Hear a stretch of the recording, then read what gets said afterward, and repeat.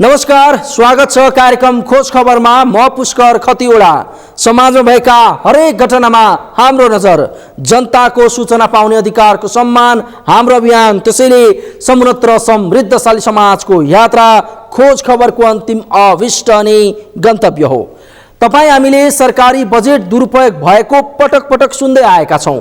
कतै सरकारी कार्यालय भित्र बजेटको दुरुपयोग हुन्छ त कतै विकासका नाममा भएको खर्चको दुरुपयोग हुन्छ। भ्रष्टाचार र अनियमितताको दलदलमा फसेको नेपालमा हरेक दिन जसो कहीँ न कहीँ सरकारी बजेटको दुरुपयोग भएकै हुन्छ। यति मात्र होइन, अधिकांश सार्वजनिक कामहरू समयमा पुरा हुँदैनन् र भएकाहरू समयमा प्रयोगमा आउँदैनन् र वर्षौंसम्म अलपत्र पर्दछ। यसैको पछिल्लो उदाहरण बनेको छ रौतहटको गुजरा नगरपालिका कटानी टोलमा रहेको प्रसूति गृह। यो प्रसूति गृह निर्माण सम्पन्न भएको झन्डै 4 वर्ष भइसक्यो, तर विडम्बना अझैसम्म यो सञ्चालनमा छैन, जसका कारण घर छेउमा वर्षौं अघि निर्माण सकिएको प्रसूति गृह सञ्चालनमा नआउँदा स्थानीय महिला भने मर्कामा परेका छन्। के छ त्यसको वास्तविकता, हेरौँ यो रिपोर्ट।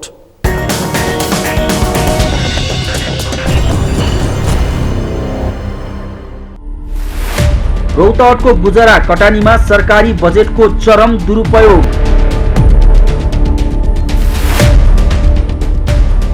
निर्माण सकिएको 4 वर्षमा पनि प्रसूति गृह सञ्चालन भएन। घर छेउमै भएर पनि सेवा लिन नपाएको स्थानीयको गुनासो।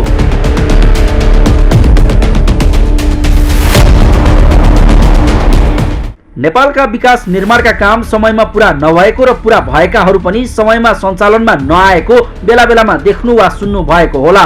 अझ सार्वजनिक सम्पत्तिको निर्माण भए नभएको, कुन गुणस्तरको भएको वा निर्माण भइसकेपछि सञ्चालन वा प्रयोगमा आए नआएको हेर्ने समेत कुनै निकाय, व्यक्ति वा संस्थालाई फुर्सद छैन। यही व्यवस्थाका कारण कतिपय निर्माणहरू सम्पन्न भएर पनि वर्षौंदेखि अलपत्र पर्दै आएका छन्। यसैको पछिल्लो उदाहरण बनेको छ रौतहटको गुजरा नगरपालिका वडा नम्बर 2 को कटानी टोलमा रहेको प्रसूति गृह। रङ्गपुर स्वास्थ्य चौकीमा निर्माण गरिएको यो प्रसूति गृह निर्माण सम्पन्न भएको झन्डै 4 वर्ष भइसक्यो, तर पनि अझैसम्म यो सञ्चालनमा आउन सकेको छैन।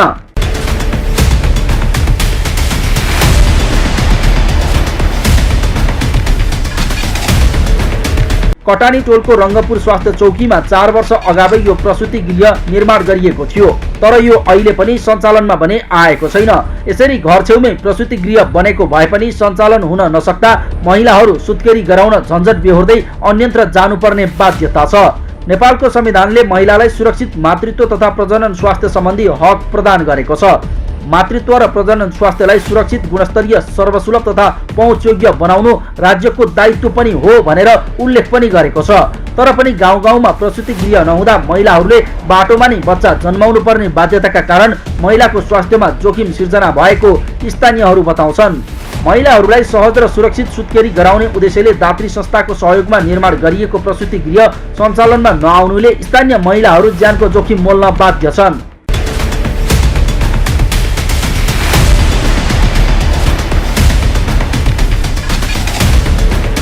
नेपाल सरकार र बेलायत सरकारको सहयोगमा नेपाल ग्रामीण पुनर्निर्माण संस्थाद्वारा सञ्चालित सामुदायिक विकास कार्यक्रम CDP को तर्फबाट 33,77,616 रुपैयाँ, गुजरा नगरपालिकाको तर्फबाट 5,04,200 रुपैयाँ र स्थानीयको 2,14,864 रुपैयाँ गरी जम्मा 40,96,680 रुपैयाँको लागतमा यो प्रसूति गृह निर्माण भएको थियो। एक तले 3 कोठे प्रसूति गृह विक्रमसम्म 2074 चैतमा निर्माण सुरु भई 2075 असोजमा निर्माण सम्पन्न भएको थियो। निर्माण सम्पन्न भएको 4 वर्ष पुग्न लागिसक्दा पनि प्रसूति गृह सञ्चालन नहुँदा त्यहाँ महिलाहरू सुत्केरी गराउन जोखिम मोलेर चन्द्रपुर, वीरगञ्ज, भरतपुर जानुपर्ने बाध्यता रहेको स्थानीयहरूको गुनासो छ। निर्माण भइसक्दा समेत स्थानीय प्रशासनले चासो नदिएर महिलाहरूलाई सुत्केरी गराउन अन्यत्र जानुपर्ने बाध्यता बनाएको कतिपय गुनासो गर्छन्। रङ्गपुर अस्पतालका कर्मचारी भने प्रसूति गृह सञ्चालन नभएका कारण गर्भवतीको अवस्था हेरेर अन्यत्र पठाउने गरेको बताउँछन्।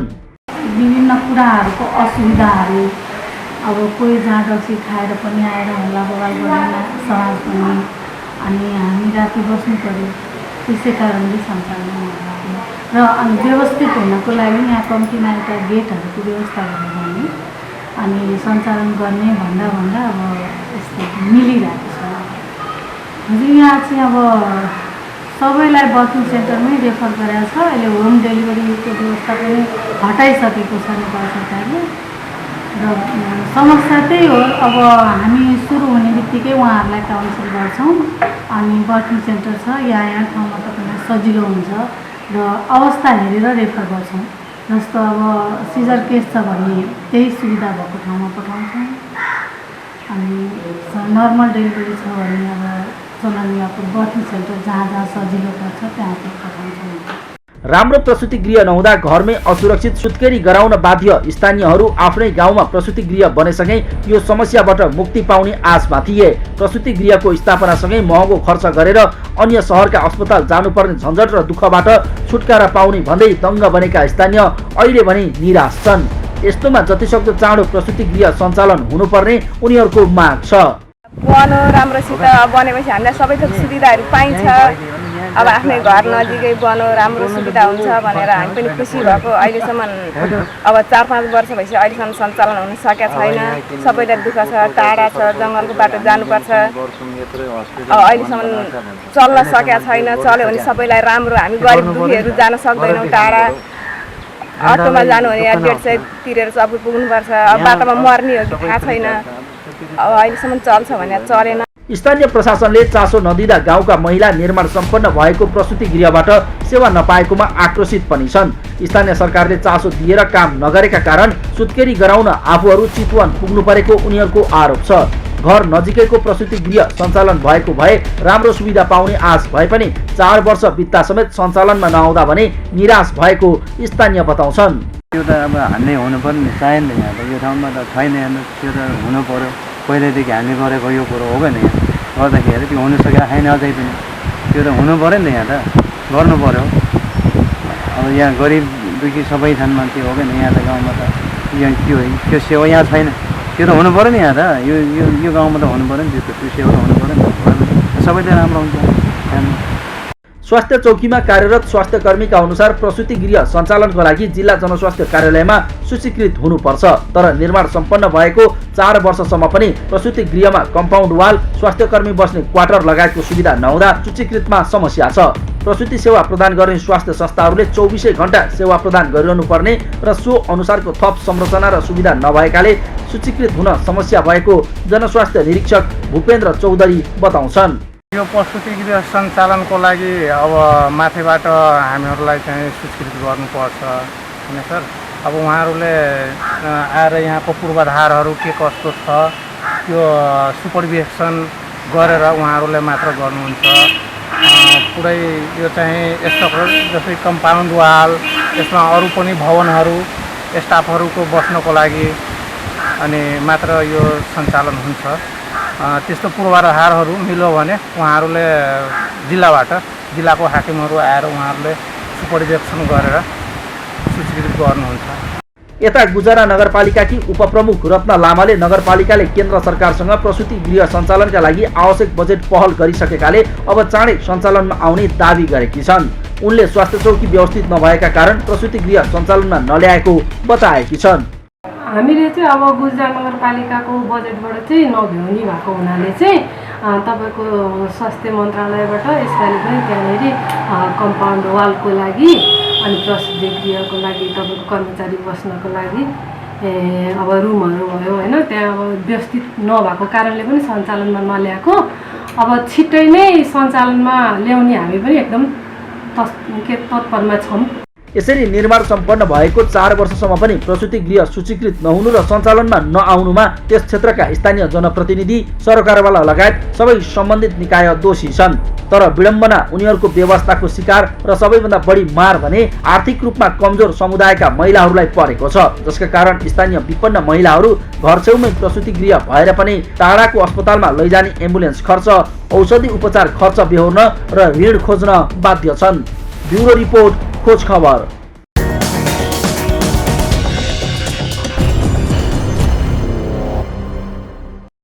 हो कुनै व्यक्तिको सम्पत्ति भएको भए पो उसले यसको रेखदेख, खर्चको हिसाब किताब र सञ्चालनमा किन नआएको भनेर प्रश्न उठाउँथ्यो।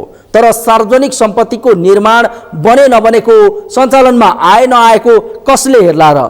हुन त यो हेर्न पनि विभिन्न निकाय र कर्मचारी तोकिएको हुन्छ। बजेटको खर्च गर्ने, खर्चको स्वीकृति गर्नेदेखि बजेट लिएर काम गर्ने ठेकेदार अनि काम भएपछि के कति काम भयो भनेर हेर्ने कर्मचारी पनि हुन्छन्। तर विडम्बना नै भनौँ, यो प्रसूति गृहको निर्माणको बारेमा चासो दिने, के कति काम भयो, यसलाई कसरी सञ्चालनमा ल्याउने भनेर हेर्ने चाहिँ कोही छैन जस्तो छ। कार्यक्रममा एकैछिन ब्रेकपछि सुस्त गतिमा बनिरहेको मुगलिन पोखरा सडक खण्ड सम्बन्धी प्रसङ्ग उजागर गर्नेछौँ, हेर्दै गर्नुहोला।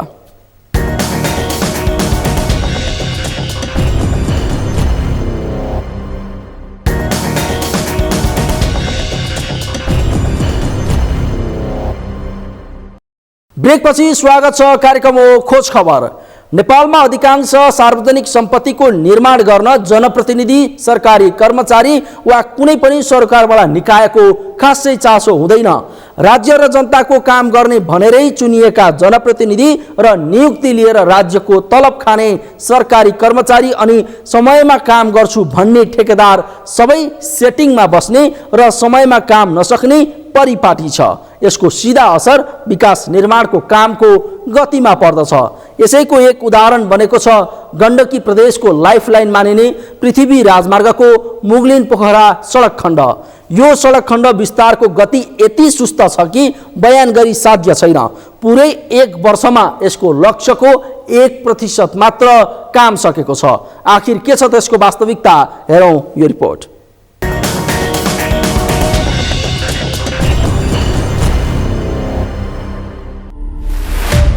कछुवा गतिमा मुगलिन पोखरा सडक विस्तार कार्य।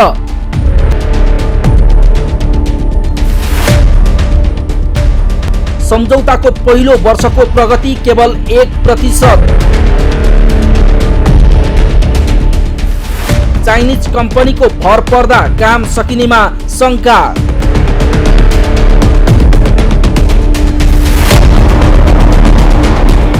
नेपालमा विकास निर्माणका काममा भ्रष्टाचार हुनु, ढिलासुस्ती हुनु नौलो होइन। सरकारी निर्माणका विकासे काममा आर्थिक लाभ लिने र काम चाहिँ सकेसम्म गर्न नपरे हुन्थ्यो भन्ने सोच सबैमा व्याप्त छ। अझ अधिकांश काम सुरु नै नगर्ने, सुरु गरे बेहाल अवस्थामा छाडेर निर्माण अलपत्र पार्ने वा गर्नै परे पनि कछुवा गतिमा काम गर्ने चलन नै बसेको छ। यसका देशभर कयौं उदाहरण छन्। यसैको पछिल्लो उदाहरण चाहिँ मुगलिन पोखरा सडक खण्ड बनेको छ। पृथ्वी राजमार्गको मुगलिन पोखरा सडक खण्ड विस्तार कार्य यति सुस्त छ कि यसले कछुवालाई पनि लाज लाग्छ।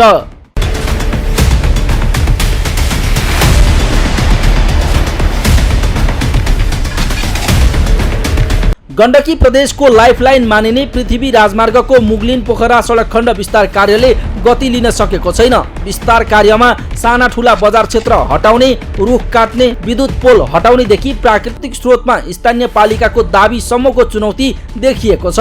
यी त्यस सडक खण्डका ती बाधक हुन् जसले तीव्र गतिमा हुने कामलाई लक्ष्य अनुसारको प्रगति हुनबाट रोकिरहेको छ।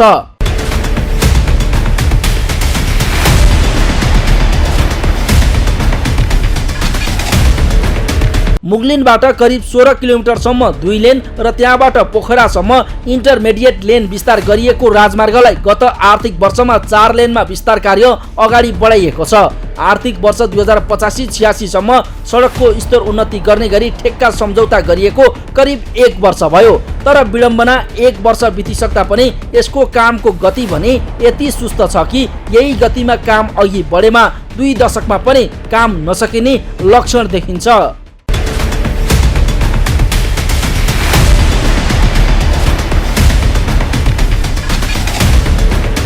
मुगलिन पोखरा सडक खण्डलाई 2 खण्डमा विभाजन गरी सडकको स्तर उन्नतिको कार्य अगाडि बढाइएको भए पनि पहिलो वर्ष नै लक्ष्य अनुसारको प्रगति हासिल भएको छैन। 4 लेनमा विस्तार हुन लागेको मुगलिन पोखराको दूरी करिब 88 किलोमिटर छ, जसमा आबु खैरेनी पोखराको लम्बाइ 80 किलोमिटर छ। सडक विभाग आयोजना निर्देशनालय एडीबीले आबु खैरेनी पोखरा सडकलाई आबु खैरेनी जामुने 41 किमी पूर्वी खण्ड र जामुने पोखरा 39 किमी पश्चिम खण्ड गरी 2 खण्डमा विभाजन गरी निर्माण व्यवसायीसँग ठेक्का सम्झौता गरेको छ। मुगलिन पोखरा सडक योजना पूर्वी खण्ड अर्थात् आबु खैरेनीबाट जामुने भन्ज्याङसम्मको निर्माणको ठेक्का चाइनिज कम्युनिकेसन कम्पनी लिमिटेडलाई 6,21,31,13,000 रुपैयाँमा जिम्मा दिएको छ। सो ठेक्काको सम्झौता विक्रम सम्वत 2078 वैशाख 2 गते भएको थियो। तर विडम्बना निर्माण सुरु भएको वर्ष दिन भए पनि निर्माणको गति भने कम देखिएको छ। यो अवधिमा निर्माण पक्षले 15% भौतिक प्रगति गर्ने लक्ष्य लिए पनि 3.5% मात्र प्रगति भएको पूर्वी खण्डका प्रमुख नगेन्द्र सुवेदी बताउँछन्।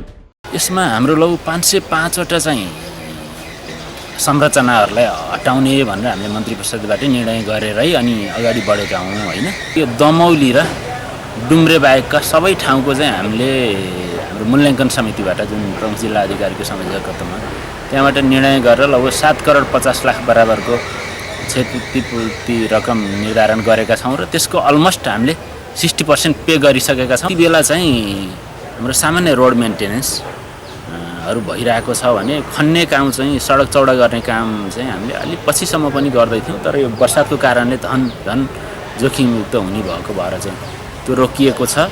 प्लस अलिअलि संरचनाहरू ग्याबिन वाल रिटेनिङ वालहरू लगाइराखिएको छ र पुलहरू पनि खोलामा बढी पानी हुनाले त्यो पनि रोकिएको छ र यो स्वभावतः बर्सातमा त्यति काम नहुने भएर कन्ट्र्याक्टरको म्यान पावरहरू पनि बिदामा घर गइरहेको स्थिति हुनाले अब मनसुन सकिने बित्तिकै फेरि हामी पूर्ण क्षमतामा काम गर्ने। योजनाको जामुने भन्ज्याङ पोखरा पश्चिम खण्ड सडक स्तर उन्नतिको ठेक्का चिनिया कम्पनी यनहुई काइयुन हाइवे एन्ड ब्रिज कन्स्ट्रक्सनले 7,40,00,000 रुपैयाँमा सम्झौता गरेको छ। निर्माण सुरु भएको 1 वर्षभित्र 6% भौतिक प्रगतिको लक्ष्य लिए पनि हालसम्म 1% मात्र काम सम्पन्न गरेको छ भने 7.5% वित्तीय प्रगति गरेको छ। ठेक्का सम्झौता जेठमा भए तापनि भदौबाट यो सडक खण्डमा काम सुरु गरिएको थियो। काम सुरु भए पनि लगत्तै चाडपर्वका कारण कर्मचारी परिचालन गर्न नसक्नु, कोरोनाका कारण चीनबाट उपकरण र कामदार पनि समयमा ल्याउन नसक्नु तथा वर्षाको समयमा सडक फराकिलो गर्ने कामले गति लिन नसक्दा यस खण्डमा पनि लक्ष्य अनुसारको प्रगति हासिल गर्न नसकिएको पश्चिम खण्डका इन्जिनियर नारायण पौडेल बताउँछन्। बजार एरियामा चाहिँ सर्भिस लेन सहितको 4 लेन र अन्य क्षेत्रमा चाहिँ 4 लेनको स्तरोन्नति गर्ने हो। लगभग अहिले 1 वर्ष जति टाइम कम्प्लिट हुन थालिसक्यो। तर अहिलेसम्म हाम्रो चाहिँ यो गत आर्थिक वर्षको अथवा भदौसम्मको 1 वर्षको टार्गेट चाहिँ 6% जति फिजिकल प्रोग्रेस गर्नुपर्ने थियो। तर चाहिँ अहिलेसम्मको डाटा हेर्दा चाहिँ 1% जति मात्रै प्रोग्रेस भएको कन्डिसन छ। यसमा चाहिँ अब विभिन्न कारणहरूले रोल खेलिरहेछ। जस्तै अब सुरुकै जस्तो यो भदौमा कमेन्समेन्ट भयो भनेपछि सुरुको बर्खै फेज भयो, त्यसपछि कन्ट्र्याक्टर मोबिलाइज हुन सकेन। सुरुको दसैँसम्म त चाडपर्व भयो, त्यहाँसम्म कन्ट्र्याक्टर मोबिलाइज हुन सकेन। त्यसपछि चाहिँ फिल्ड भेरिफिकेसन गर्दा चाहिँ हाम्रो पुरानो गरेको सर्वेको र अहिलेको चाहिँ फिल्डमा चाहिँ अब त्यो डाटाहरू भेरिफाई भएन कि। अब पुरानो सर्वे चाहिँ अब 14-15 तिर भएको थियो, अहिले चाहिँ भनेपछि त 4-5 वर्षसम्ममा पुरानो डाटाहरू नभेटिएर 1-2 महिना त हाम्रो त्यही बेन्चमार्कहरू फिक्स गर्नै चाहिँ टाइम लाग्यो। त्यसपछि चाहिँ कन्ट्र्याक्टरहरूबाट चाहिँ अहिलेको कन्डिसन अनुसारको कन्स्ट्रक्सन ड्रइङहरू गराउँदा चाहिँ टाइम लाग्यो र अहिलेसम्म पनि हाम्रो सबै कन्स्ट्रक्सन ड्रइङहरू भेरिफाई भइसकेको छैन र यो भदौसम्ममा चाहिँ हामीले सबै कन्स्ट्रक्सन ड्रइङहरू भेरिफाई गरेर यो बर्खा सकिसकेपछि चाहिँ कामलाई चाहिँ द्रुत रूपमा अगाडि बढाउने चाहिँ हाम्रो प्लान छ। पश्चिम खण्डमा सडक विस्तारका लागि घर टहरा पाटी पौवा पर्खाल लगायत गरी तनहु खण्डको खैरेनीटार बजार क्षेत्र बाहेक 138 वटा भौतिक संरचना भत्काइने भएको छ। उक्त संरचनाको क्षतिपूर्तिका लागि योजनाले 2,45,39,633 रुपैयाँ रकम दिन स्वीकृत गरेको छ। हालसम्म करिब 42 घरलाई 40 लाख बराबरको क्षतिपूर्ति बापतको रकम वितरण गरिसकिएको छ। तर पनि कामको गतिले भने लय लिन सकेको छैन। अहिले झन् सडक विस्तारका लागि खानेपानीको संरचना हटाउन पनि समस्या देखिएको छ। यस्तै सडक चौडा गर्ने क्रममा ढुङ्गा र माटो निस्के पनि निर्माण सामग्रीमा स्थानीय तहबाट हाम्रो हो भनी रोयल्टी माग भएको र ढुवानी गर्दा पनि शुल्क तिर्नुपर्ने अवस्था रहेको योजनाले जनाएको छ। हाम्रो कन्ट्र्याक्टले परिकल्पना गरेको उत्खनन यो ढुङ्गा गिटी बालुवाको हकमा चाहिँ उत्खनन कर हामी गाउँपालिकाले तोकेको नगरपालिकाले तोकेको हकमा चाहिँ कन्ट्र्याक्टरले तिर्नुपर्ने भन्ने छ। तर त्यही उत्पादन भएको चिजहरू तनहुको हकमा अन्य जिल्लामा यस्तो प्रचलन छैन। तनहुको हकमा स्थानीय उत्पादन बिक्री कर अथवा निकासी कर भनेर एउटा पालिकाबाट अर्को पालिकामा जाने बेला फेरि अर्को कर लगानी गरिएको छ। त्यो चाहिँ जुन हाम्रो कन्ट्र्याक्टले परिकल्पना नि गरिएको छैन भने अर्को त एक त के हो भने यो सडक यो नबनिन्जेलसम्मको लागि कन्ट्र्याक्टरलाई हामीले ह्यान्डओभर गरिसकेका छौँ। नियमत भन्ने हो भने त्यहाँ केही गतिविधि गर्नु पर्यो भनेदेखि कन्ट्र्याक्टरसँग उल्टो अनुमति लिन पर्ने ठाउँमा घाटमा पालिकाले तोकेको उत्खनन कर तिरिसकेपछि फेरि एउटा गाउँपालिकाबाट अर्को गाउँपालिकामा जाँदाखेरि पुनः तिर्नुपर्ने प्रावधानले गर्दाखेरि क्लेममा डिस्प्युट भयो, क्लेम गयो। त्यो कारणले पनि यसरी रोकिने 4 कुराहरूले चाहिँ अपेक्षित हाम्रो प्रगति हुन सकेन। कन्ट्र्याक्टरको आफ्ना कमी कमजोरीहरू पनि छँदैछन्। उनीहरूले पार्टीहरू चुज गर्ने बेला, मेसिनहरू लगाउने बेलामा, आफ्नो रिसोर्सहरू एलोकेसन गर्ने बेलामा चाहिँ त्यो अपेक्षित रूपमा जुन रूपमा गर्नुपर्ने हो त्यो गर्न सकेन। यता अमरसिंह चोकदेखि विजयपुर पुलसम्मको सडकमा उत्तरतर्फको ठूलो क्षेत्रमा आकाशे पानी तथा नहर र कुलोको पानी सडकमा नै आउने अवस्था छ। सडकको दक्षिणी भेगमा पोखरा अन्तर्राष्ट्रिय विमानस्थलको निर्माण अन्तिम चरणमा रहेकाले पानीको क्रसिङ गर्न सक्ने अवस्था नभएको सडक विभागले बताएको छ। राष्ट्रिय राजमार्गको स्तर उन्नति र विकास गर्ने कार्यक्रम अन्तर्गत साबिक 2 लेनमा रहेको मुगलिन पोखरा सडक खण्डलाई 4 लेनमा विस्तार गरिने क्रममा तनहुँ क्षेत्रमा करिब 6750 र कास्की खण्डमा 1250 वटा रुख काटिने भएको छ। यस्तै आबु खैरेनी पोखरा सडक स्तर उन्नति गर्दा साना ठुला गरी 31 वटा मोटरेबल पुल निर्माण गरिने भएको छ। यता आबु खैरेनीदेखि मुगलिन खण्डको सडक स्तर उन्नतिको डिजाइन हुँदैछ। यो खण्डमा मर्स्याङ्दी जलविद्युत गृह रहेकाले सडक फराकिलो बनाउन सकस हुने भएपछि सडकको रेखाङ्कन नै परिवर्तन गर्ने तयारी भएको योजनाले जनाएको छ। खोज खबरका लागि तनहुँबाट नारायण खड्काको रिपोर्ट।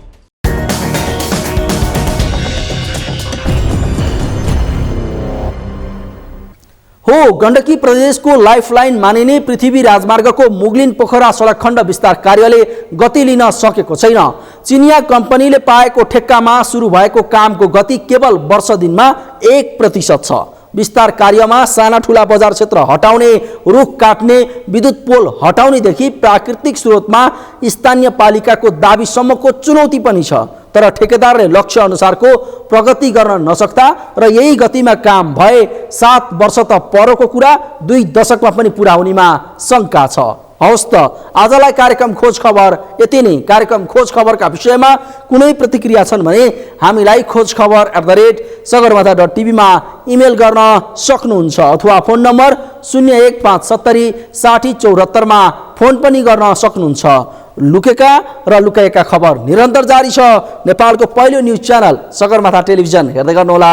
नमस्कार।